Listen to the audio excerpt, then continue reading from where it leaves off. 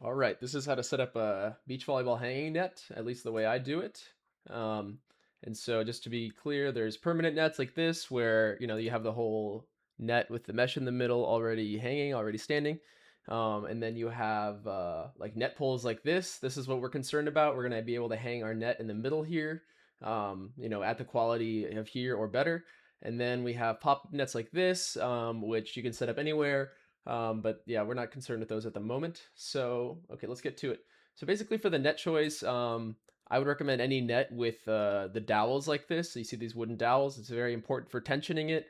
I know this one's 265. It's a little pricey, but this is pretty much as high quality as it gets. But anyway, that's your choice. And so you're going to want some carabiners. You're going to want some extra rope, basically to lengthen the net if the poles are wide that you need to hang it in.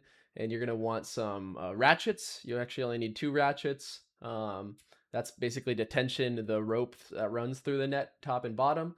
And you're going to want four of these pulleys. And the pulleys are basically there to help raise and lower the net a little bit and to help tension the net dowels, the four wooden dowels that we talked about. And you're going to want two of these single pulley blocks that basically help us with the ratchets to tension it.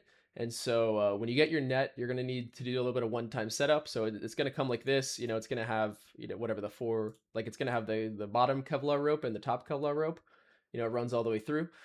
And so you're going to want to tie like a loop here at the end, a loop here at the end, however you want. And then, also a loop here and a loop here. And then once you do that, you're going to want to take the extra little rope that we talked about, and you're going to want to tie like additional rope to lengthen one of the sides, right? And so the reason for this is, like I said, some of the poles are wider than others, and otherwise you might not be able to reach, right? Um, there's a chance you don't have to do this, but if the rope you're given is long enough anyway, then you could just tie these alpine knots on the rope itself. But either way, you're gonna want like a big piece of rope here with alpine butterfly knots. And so these knots basically let you, they let you tension. Like let's say if I pull over here, it's not gonna make this knot come apart, right? It's not gonna make this loop come apart. So you can just have a rope with a ton of different loops, right? So that's a really good knot for that. And then you're also going to want to add the pulleys and the pulley blocks and the carabiners and the stopper knots, right? So the carabiners, just stick them on here for now, the last loops. The pulley blocks, just make sure you thread the rope, through the pulley block, right? There's like a little wheel, the rope should sit on it. And then the carabiners should go on here. The carabiners will always stay on, the little, hook on top or whatever. And then you're going to want these stopper knots here so that the rope can't come through the pulley block again because it's permanent. And then you're going to want to tie some little loops at the end of these ropes too, and that's going to help with tensioning those lines. And here's a stopper knot I picked out. You could use that, but I'm sure there's plenty you could use. Anyway, so then for the initial setup, so this is now what you're going to do every single time. You're going to come across this pole, right? And you're going to basically so first you're going to hook this side on, right? So you're just going to hook the carabiner on with this block, the pulley block, and you're going to hook this carabiner on with this pulley block, right? And so this is going to be hanging here, it's going to be hanging here. And then on the other side, you're basically going to just hook up, this end of it, hook up this loop to the pole on the top and hook up this loop to the pole on the bottom. And you want to make sure to get it as taut as possible, right? So we hook up the left side first, right? And then on the right side that has all these different loops, you can adjust it, right? And so if you find like, oh, the pole's a lot closer than regular poles, then you can bring the carabiner in, unhook it and hook it into the appropriate one, right? Because otherwise it's going to be like a loose net. It's going to be a lot harder to tension, right? So make sure it's like, get it as tense as possible. Obviously not too tense because then it's kind of hard to unhook and unset up, but that's how it goes so far. And so then you're going to want the ratchets, right? And to explain what the ratchets are doing, like I said, there's this Kevlar rope that runs through. You want to make it nice and taut on the top and on the bottom. It's much more important that the top is very taut. The bottom doesn't necessarily need to be as taut. But basically, so you have the rope running through, right? Like we said, we hooked it up already. And then this little loop that we tied at the end of the rope here, we're gonna hook our ratchet, the top of the ratchet into it, and the bottom of the ratchet's gonna hook into the bottom of the pole, and then we're gonna ratchet it down. We're gonna apply this force, right? And the same thing applies here, right? It doesn't matter as much, like I said, doesn't need to be as tight, but it also just makes sure that this rope running through is tensioned, right? Okay, next.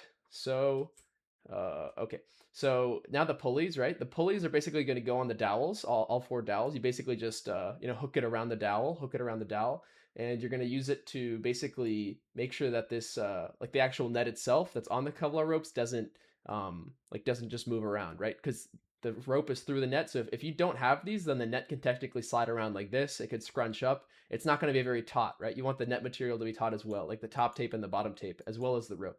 And so you can use, I like the cross pattern generally because, so you have this cross pattern, right? And if you need to raise the net, let's say this side's a little low, if you need to raise it, then you need to, tense this pulley, which is going to pull this corner up a little bit. And, so you're just going to pull down there, right? So you'd pull down here, let's say, to raise this, And if it's too high, you can lower it. Same idea, right? You're basically going to pull on this, this pulley here. It's going to pull down. You're going to pull that down, right?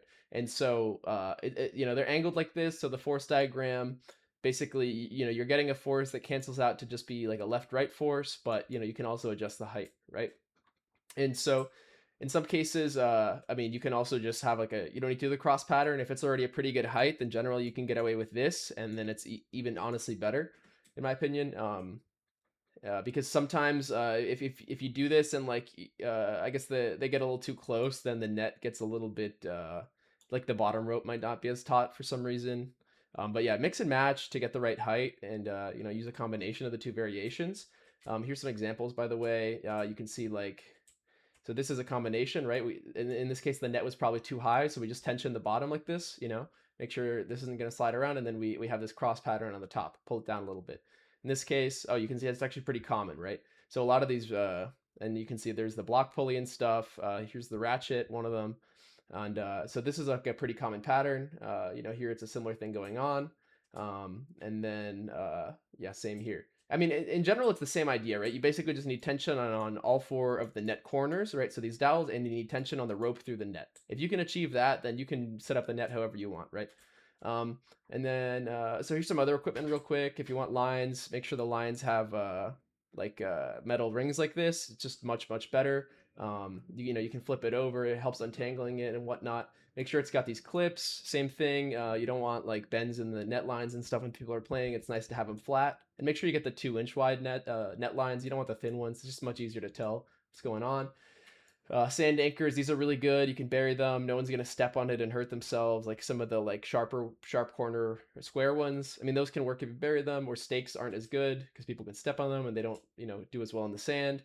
Then, okay, so you might want to consider like a step stool or a rope step, and that's because sometimes if you're short, you won't be able to reach, the top here to clip things on like the carabiner to the top of the net. And so you could either step on a step stool like this, right? And then you can get up there and do what you need to do. The problem is, it's a little cumbersome to lug around, but you can also use this for drills and stuff, and you can sit on it. So it's still useful, right?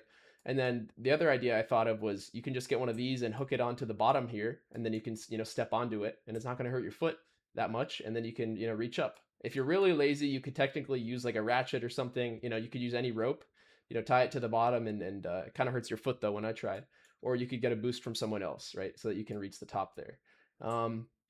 Let's see, antennas. Antennas are expensive, unfortunately. So these are the really good ones. If you want really, really nice ones, get this. If you want cheap ones, something like this would work. Basically, you just want to make sure there's a lot of Velcro. But with the cheaper ones, I noticed the metal junctions between the antennas can kind of come off. The glue can come off, but it's not the end of the world. It's still functional. It's just slightly annoying. And carrying case, I mean, the net is only 39 or 40 inches. From the top of a wood dowel to the bottom of a wood dowel. So this is 42 inches. The net fits in there perfectly. And then 15 by 15, just in case you want to throw in other equipment. This is $26. I think that's a pretty good value. And I think that's it. I'll post the link to this in the description.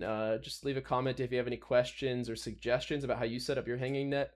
I just wanted to make a guide because there wasn't any out there from what I could tell. All right, enjoy.